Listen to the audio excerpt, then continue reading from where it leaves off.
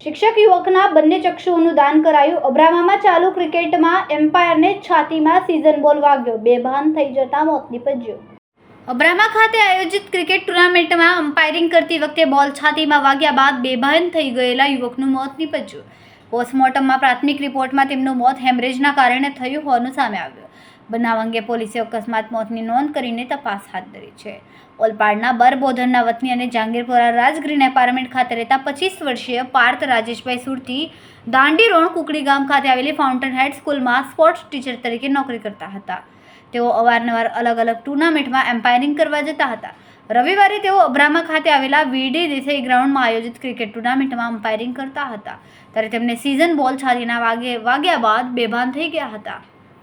પાર્થભાઈ બેભાન થઈ જતા તેમને CPR આપવામાં આવ્યું, પરંતુ તેમ છતાં તેઓ ભાનમાં ન આવતા તાત્કાલિક સારવાર માટે રંગોલી ચોકડી પાસે ખાનગી હોસ્પિટલ લઈ જવાયા હતા। ફરજ પરના તબીબે તેઓને મૃત જાહેર કર્યા હતા।